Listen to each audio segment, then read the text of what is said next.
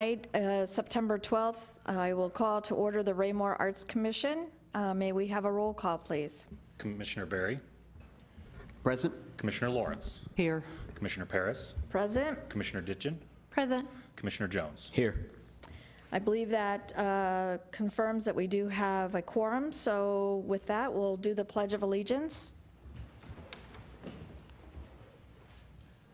I pledge allegiance to the flag of the United States of America and to the republic for which it stands, one nation under God, indivisible, with liberty and justice for all.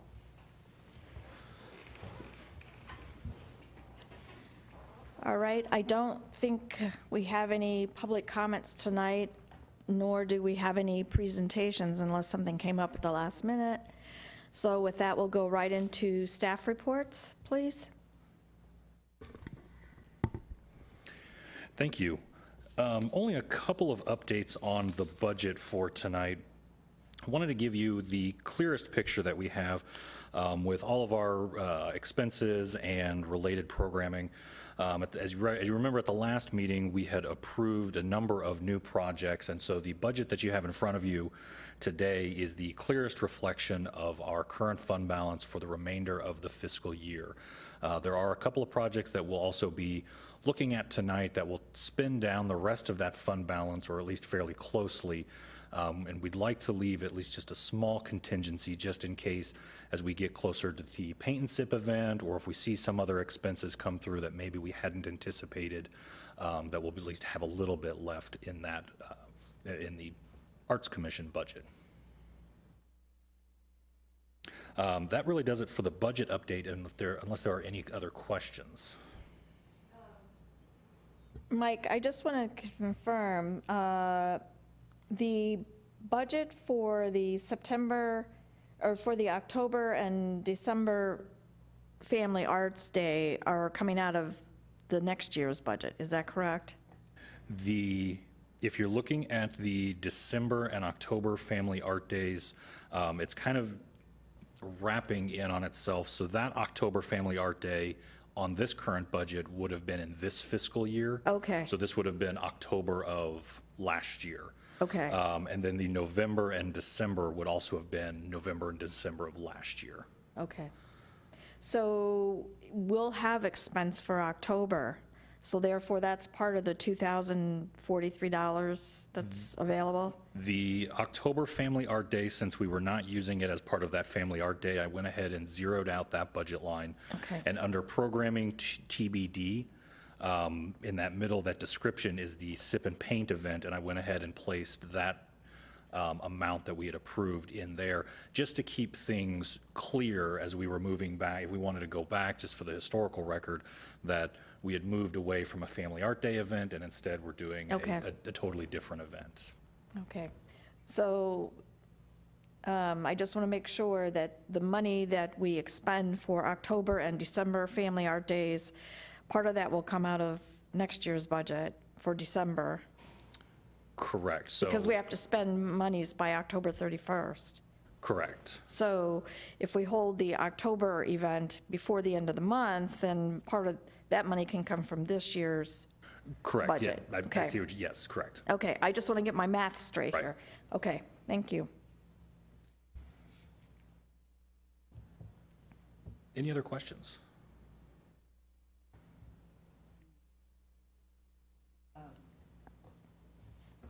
Harriet? The professional development thing, I don't remember seeing that before. I mean, I'm not opposed to it, but it's kind of suddenly appeared, right? That has been on there yeah. Throughout the year. We had budgeted that for our attendance at the Missouri Arts Council training in Columbia. And while we had thrown it out to commission members to attend, I ended up attending that Monday session, and just that's where we used that expenditure. Good for you.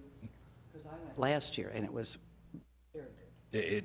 I'm sorry I missed out. You know, I missed it. And I say, and being an annual conference, it's certainly something that we will want to continue our membership in, and then want to be, to send commission members in the future, just because I think it's not only a great way to learn about other commissions and councils that are focused on the arts, but also just for us as an educational opportunity to learn about what we could bring back to Raymore. Right, I would agree with that. I went for 2 years, and it certainly is eye-opening to know that we're doing such a great job for such a young organization. So, but I would like to encourage other commissioners to maybe go in the future. I know it's difficult because it's during work days for many of us, but I definitely think we should keep it in the budget. Absolutely. March, or yeah, April, sorry. Are there any other questions on the budget for Mike? Okay. So the only other item, and I didn't know if I wanted to save this for the education event working group, but I did want to let the commission know that after a week of promoting the Sip and Paint event, or less than a week, we have already sold out all 30 of the seats and have now created a wait list for folks who may be interested. And so we know that this event is popular. It is something that folks are willing to take out some time on a weekday to participate in, and really thrilled that it was as popular as it is.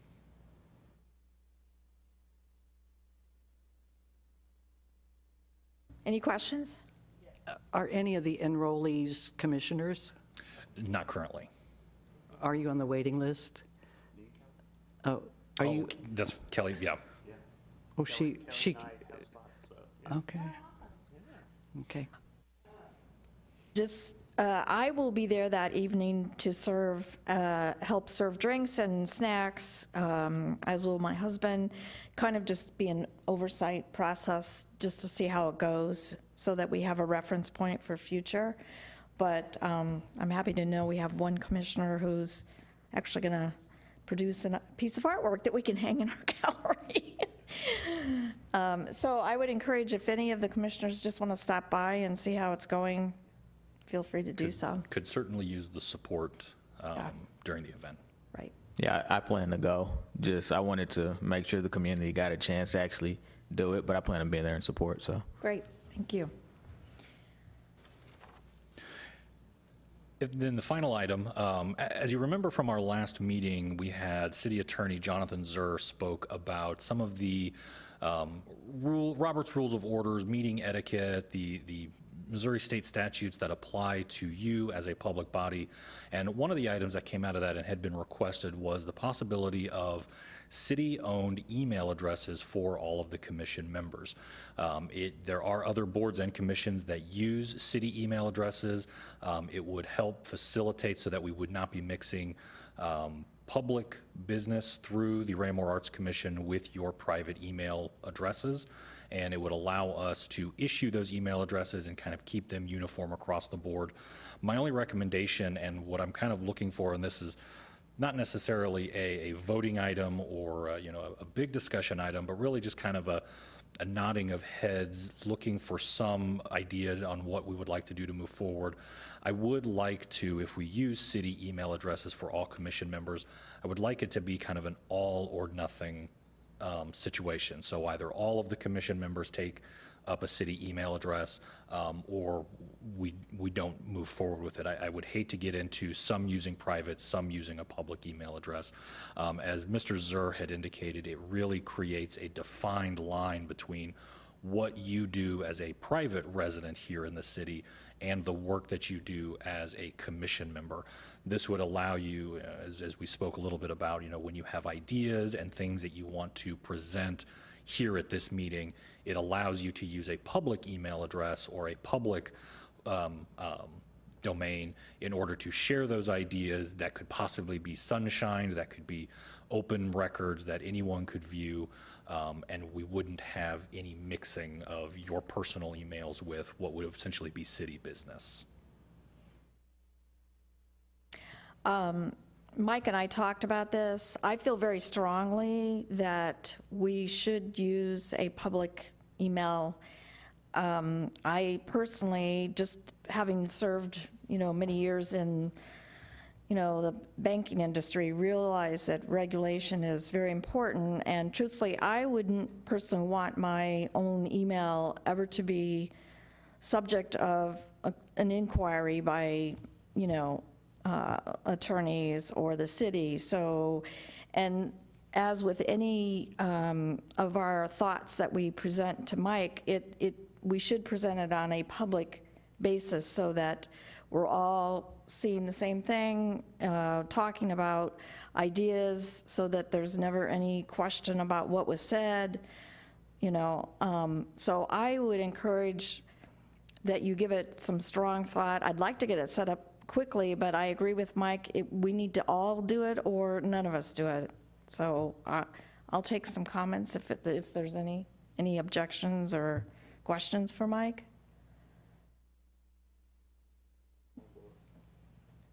Yeah, I don't have a strong opinion either way, so if this is something that Sharon recommends for us to do, then I think that that's fine. Well, I'm pretty sure Pat had indicated that she would prefer a public email address quite some time ago. So. And to, though no one has asked, I do also want to kind of point out, we are a completely Google-based organization. And so these would be Gmail accounts. And though they would have, meeke@raymore.com, and everyone would have their first initial last name @raymore.com, logging in and accessing and using is just like any other Gmail account, and is very user-friendly, very easy to access. And Bob? Yeah, just got a couple of things. We have already used personal accounts, so if there's any legal thing that does come back, they are going to be asking for those things anyway.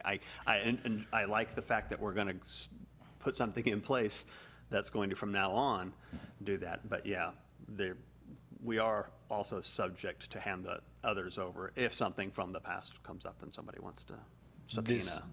Certainly, and this would be moving forward as NOAA's issues have arisen. There has not been anything that's indicated that, yeah, absolutely, that has indicated that a problem would arise with moving forward and continuing to use private email addresses. But as we heard from Mr. Zur, it is always good to have a clear, distinct difference between what you do as as a private resident and what you do as a public body. The only other question I have, really, or the question is for people who want to bring a phone in to someone and say, how would you help me set up this Gmail server to my phone? Who would we go to? That would be either myself, or we could talk to Mr. Mayberry, our IT director. Okay, great. Thanks. I would also mention that as protocol, we as commissioners, if we have the desire, and Mike, correct me if I'm wrong, if we have a desire to communicate with any department within the city, commissioner, or any other commissioners, department, is it not true that we should go through you first? Yes. Okay. Even in those situations where you may be discussing with one another, as long as it is not business on the agenda or business, speaking of a business item, I know in some cases, a good example, there are a number of ideas that a single commissioner would like to float out to other commissioners for consideration at a committee meeting or an upcoming meeting. Then certainly I would need to be, as well as Ms. McGee would need to be CC'd on that email. Idea being that as staff members, we would be the keeper of those records. Those emails would then become part of the permanent record as those items are officially placed on the agenda, officially discussed in a committee meeting. We would have those records on our email side, that if someone wanted to ask, we'd like to hear where the discussion started or where it came from, we would have those emails ready to go. Harriet?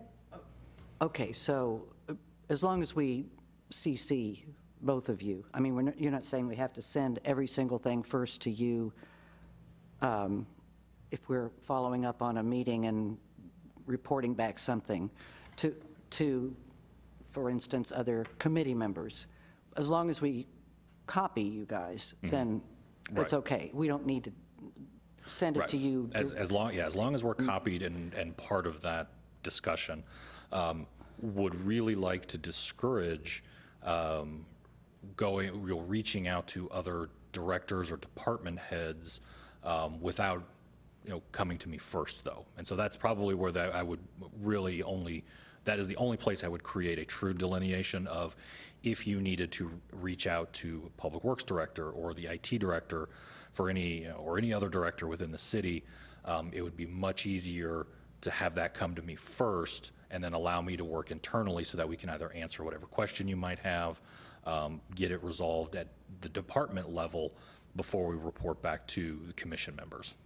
And we're talking now about commission business. I mean, like, as a citizen, I can go to those people. Oh, absolutely. Which I Absolutely, do. Okay. But for commission business, truly, Yeah, gotcha. we are your staff support, staff liaison.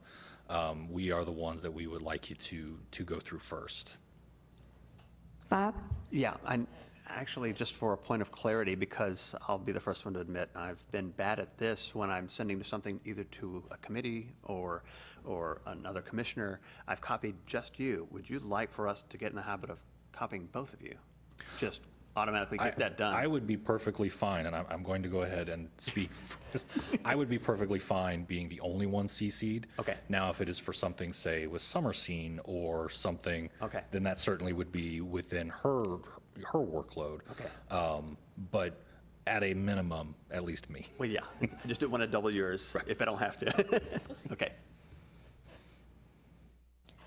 All right, unless there's any other questions, it seems like we have a consensus that everybody would like to proceed with the public email address, and you'll please let us know when that's going to take effect and if there's any protocol that we should follow for that. Absolutely. We will, we can bring that up as soon as the next month's meeting, or we can hold off, since Chair won't be present, we can hold off until November to have those set up, and we can have Mr. Mayberry go just through a real quick, here's how you log in, here's how you use your account. Oh, weren't we going to have a work session? The commission, weren't we talking about that? We can have a work session at any time, as long as it's every quarter, and if you, Well, I thought we had actually talked about it at the last meeting, and I know you're going to be gone, I don't know how much of October, but pretty much I just was thinking if we were going to do that, that'd be the perfect setting for Mr. Mayberry to come in and hook us up. But whatever. I have no issue with you doing it while I'm gone, but it's up to the vice chair to make that decision. If you and Mike want to have it wait until I get back, that's fine, but I'll let you two talk about it, because I have no issues with that, so. Let's do it. We'll do it in October? We could use our October meeting as a work session, There's an idea. since we will already have the room as well as the support in place to do that. Okay, let's do that. Okay. Great. Right, Mike, thanks.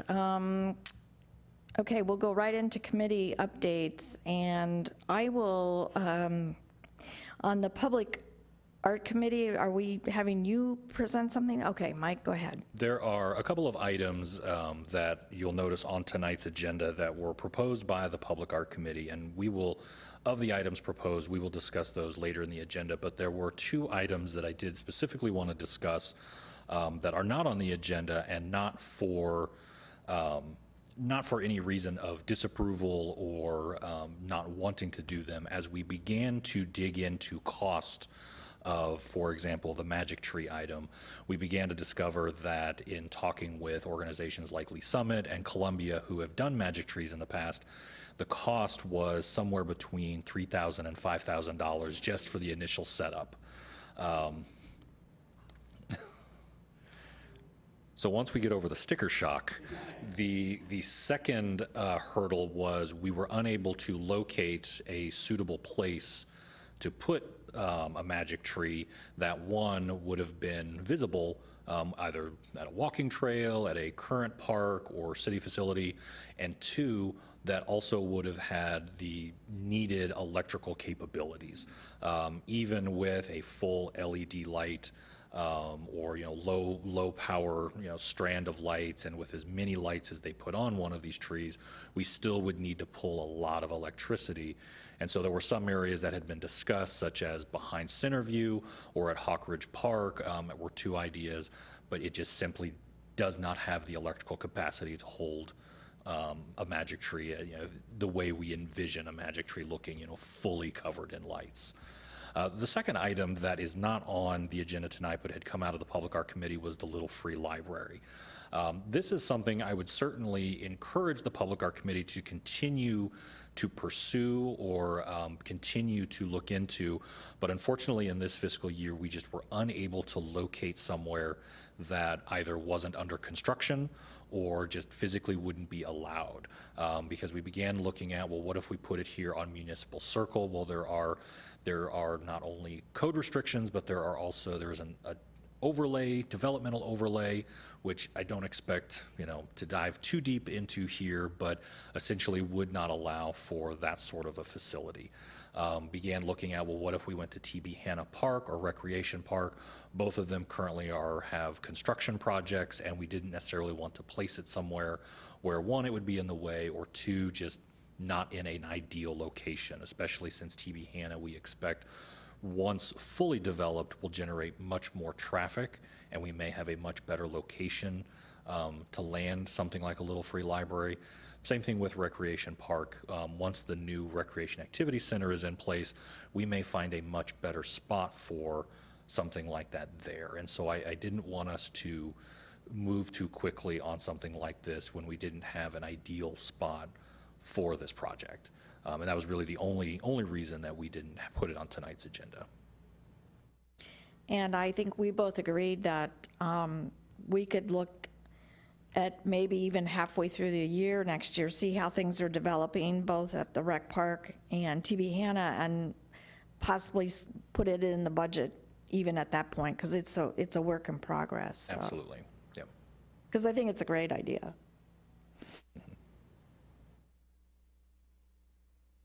Anything else from the Public Art Committee before we go in further on the agenda? Nothing from staff. Okay.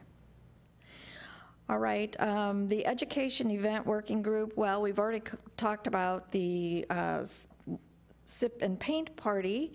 In October, we're going to hold a Family Art Day, and I'm going to defer to Becky to kind of give some real quick overview of what her thoughts were about that Family Art Day. So, Thanks, Sharon.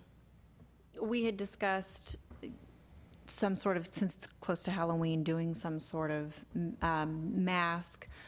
I wanted to make sure to have several different kinds available to kind of incorporate all age groups, maybe a simple one for the little ones, a more complicated project for the older kids. I've done some research on it. I've got a couple of really cute ideas I'd like to share with you guys. And I think that it's going to be a good event. I think the little masks for Halloween, I think is going to be a good idea. And it shouldn't take too long. It's one of those projects that you can really get in and get your hands dirty for an hour. Right, for little kids, that seems to be about your window. So I've got some good ideas that I'd like to bounce off you guys for that. great. And we also, right now, have tentatively planned a Family Art Day in December to make some type of holiday ornament. Not quite sure what that'll be yet, but as soon as we finalize, we've got the dates finalized and the times, and it's going to be at Park House, so we just need to get that to Melissa to publish and have sign up for. But November, while we have reserved space there at the Park House, we haven't figured out what we'll do for November. I'd love to do something, it's just we haven't come up with ideas yet. So if any of the other commissioners can think of something, the challenge, of course, is going to be, with holidays and then, sports and all that. We just need to come up with something really creative. So if anybody has any ideas, please pass them along to one of the three of us. That would be great. And that's all from that committee. All right. On the consent agenda tonight, we have the minutes from our August meeting. Do I have a motion to approve those minutes? So moved. Second? Second. All right, were there any corrections or additions to those minutes? All right, all those in favor of approving the minutes, please raise your hand. Okay, that's unanimous approval of the minutes from the August meeting. All right, on to new business, and I'm going to turn it back over to Mike or Bob. I don't know who's going to do this, but we want to talk about some items that we need for approval for tonight. Our first item tonight is the authorization, or the approval, I'm sorry, of the sponsorship for a brick in the Raymore Parks and Recreation Legacy Program. At your desk, you'll have, it's one of the brochures from the Raymore Legacy Program. And say, unfortunately, the printer kind of cut off the edge just a little bit, but I think you get kind of the general idea of what the Legacy Program is. For an $80 donation to the Legacy Program, we can have a brick placed at TB Hanna at the Legacy Pavilion, or kind of the Honor Pavilion there at the flagpole. On Veterans Day, during our, sorry, not on Veterans Day, at our Veterans Celebration on the 9th of November, the Thursday before Veterans Day, we'll be having a ceremony that kind of recognizes all of the new donors, all of the new members who put or have purchased a brick there, as well as have our Veterans Day ceremony. But as part of this program, really, it's any organization or any group that wants to donate and be a part of that. This item would authorize staff to, pursue the sponsorship and work with Parks and Recreation to come up with something that would be etched on that brick and placed in there on behalf of the Arts Commission. The commission tonight will really be voting on two things. One, or I'm sorry, we'll be voting on two things, or second item later, but the first thing tonight would merely be to authorize the $80. The second, at a later date, would be to decide what sort of an inscription we would like on the brick physically, whether that is a Arts Commission 2017, whether it's, really anything that we'd like to have in there that fits within so many character spaces. And I believe the grid is still intact on there, and it shows the 3 lines and of how many characters that we have to use as part of that etching. Mike, would we have, if assuming we approve this tonight, will we have time to get it done before the November Veterans Day? We would. It takes Okay. about 2 weeks because the bricks are currently there in around the flagpole, and what they do is they pull one up individually and they'll send it to an organization, at least here in Cass County, that does the etching, and so, or the engraving, I'm sorry, I'm using the wrong word. And so it really only takes about 2 weeks for that brick to be turned around. Okay, do I have a motion to approve the cost of $80 for a sponsorship brick in the Legacy Park program? So moved. Do I have a second? Second. All those in favor of approving the sponsorship of a brick in the Raymore Parks Legacy Program, raise your hand. Okay, that's unanimous, so that has carried, that motion is carried. Now, Mike, as far as the inscription, do you need for us to tell you tonight, or can you throw out some ideas to all of us and just Yep. say what's your thought? And absolutely. I mean- I will put together a couple of different proposals or options, and we can have the commission either vote on that at the next meeting, or we could just have some ideas bounced around, and we'll have something for the commission to look at. But if it's going to be approved at the next meeting, does that still give us time to get it inscribed or engraved? If we do it at the October meeting, yes. Okay. Question? Oh, yes. Bob? If we're going to have a work session, are we going to be able to vote on that? We could have a one-item meeting. So yes. Yes. Okay, awesome. Harriet? What's so complicated? I mean, wouldn't we just want to say the Raymore Arts Commission? I mean, I don't think a date is appropriate, and we're not. That's actually something I thought about when I first saw it, because initially, they kind of, initially they had these bricks specifically for veterans, and I think that was the goal, is to fill it with veterans, but they didn't have that many people coming and applying. and they opened it up to organizations. And when they did, I thought, well, this would be a good chance to say, our name, or the Raymore Arts Commission, Raymore City Arts Commission, and established, when the date we were established, and then that's it, leave it at that. So, Oh, what is everybody's thought? That sounds fine. just something to show, hey, Yeah, because people wouldn't know otherwise. Well, when was, that's great. Okay, so that's a go. Do we have to have a motion? No, Do we that- need- That makes it very simple. It's part of the, if we like the Raymore Arts Commission, established and in the year. Yep, that sounds good. Okay, great, thank you. All right, our next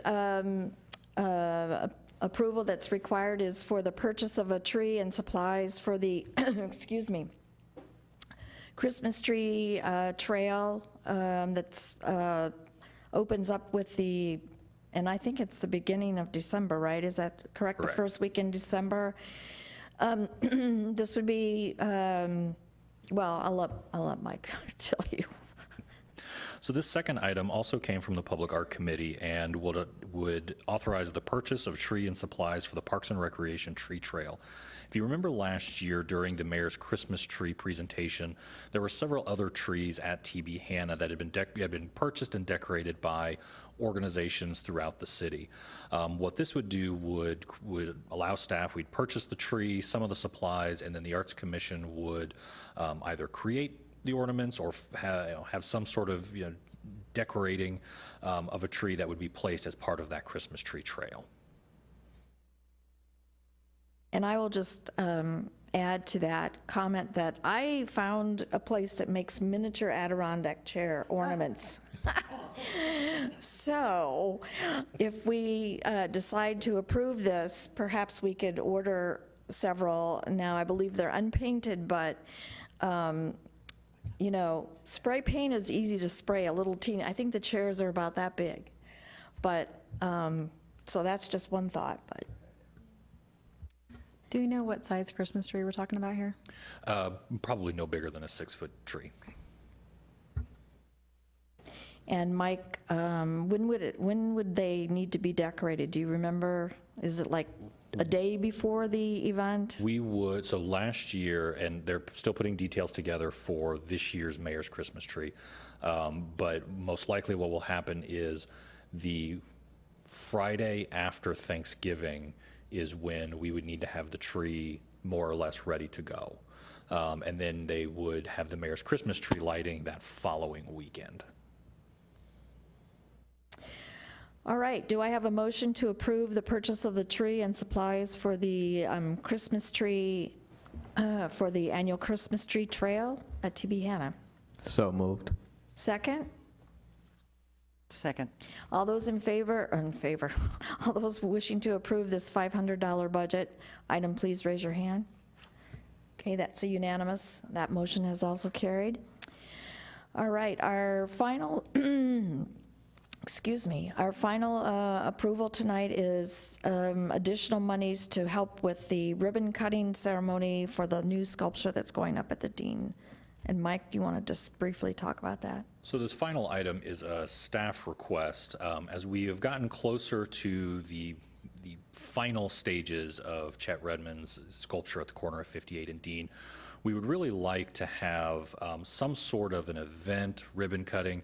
As tall as this piece is going to be, an unveiling is not quite appropriate as it will involve cranes, but we thought a ribbon cutting would be a nice way to not only commemorate the creation of the piece of art, but also recognize the artist, recognize the Arts Commission's involvement, and also invite people to, be there to see the piece of art who may typically only be driving by quickly on 58 Highway. And so it'd be a nice event. We've not set a date, we've not scheduled anything, simply because we wanted to get this budget amount allocated before the end of the fiscal year, but we are envisioning end of September would be when this piece would be ready for ribbon cutting. Any questions for Mike? I'm wondering how the police are going to feel about a ribbon cutting on that corner and a lot of attention taking drivers' attention away from 58, for example. I mean, it occurs to me as I've been driving past it, it's a very, and we want it to be a really exposed thing, but it's, at all by itself, it's going to be a bit of a traffic, hazard would be too strong a word, but it's going to be a distraction until people get used to it, and it's supposed to be. But to have like a ceremony and people out there drinking champagne or cutting ribbons or whatever seems, I don't know, I would sure like to check with Chief Zimmerman and see what she thinks. We envision this event the event itself will actually take place on the parking lot in front of the Cage Jeweler. And so we do not envision there being any need for traffic control or any kind of traffic flow alteration, simply because that area, if you get the opportunity, the plot of land that has been given as an easement to the city, it is a 15 by 15 foot plot of land that is still another 10 to 15 feet away from the curb of the street. And so even if we had folks standing at the base of the sculpture for a ribbon cutting, you would be 20, 25 feet away from the curb. And so you would be quite far away from the roadway. At the same time, any kind of distraction that would be going on, we've not encountered that with any of the ribbon cuttings we've had there at the corner of 58 and Dean, when we've had, I think Qdoba and Mod's Pizza had several hundred people pouring in for their grand opening. They've done pretty well. And if we get to a point where we realize that we have more folks RSVPing to the event, or we see that this is getting to be a much larger event than we had anticipated, I know Chief Zimmerman would be willing to bring some officers in to help us and support the event. There would be no problem there. And your thought would be that it's going to be during an hour of the day where, traffic might not be as heavy. We had envisioned, much like the groundbreakings and some of the ribbon cuttings we've held for Centerview, or the ribbon cutting for Centerview, most likely would be in the late afternoon, that we'd be able to have the event. But you're talking about the end of September, so it's going to be dark earlier. I mean, I don't know. I just keep, as I drive past it, every time I drive past it, it's going to be so cool because it's going to get everybody's attention. Sure. When you add 100 people and a band or whatever, I'm just wondering about I'm just wondering about the hazard issue. I don't want I want people to pay attention to it, but I don't want them to drive into somebody else. Certainly, and we will take every step to ensure that the event is safe and that drivers are safe as well. All right. Before we have any more questions, I guess I should ask for a motion to approve this budget of $500 for the ribbon cutting ceremony of the new sculpture. May I have a motion to approve? How do we arrive at the number? This was generally what we had done in the past. The Arts Commission support for the ribbon cutting at Centerview was roughly $1,000. We ended up spending $600, I believe. Of other events, the groundbreaking at the Recreation Activity Center, I believe we cost about $750. And so I'm envisioning this being no more than $500, simply for snacks, the ribbon material itself and any other support items.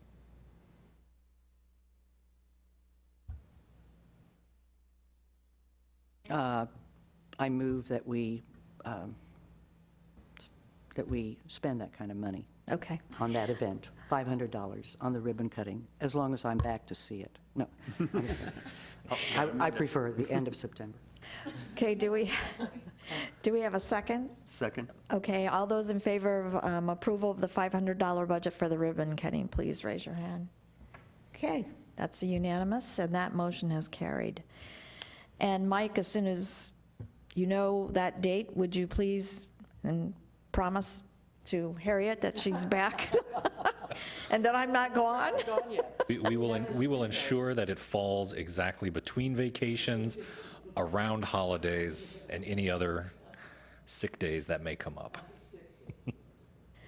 All right, do we have any commissioner comments tonight from anybody?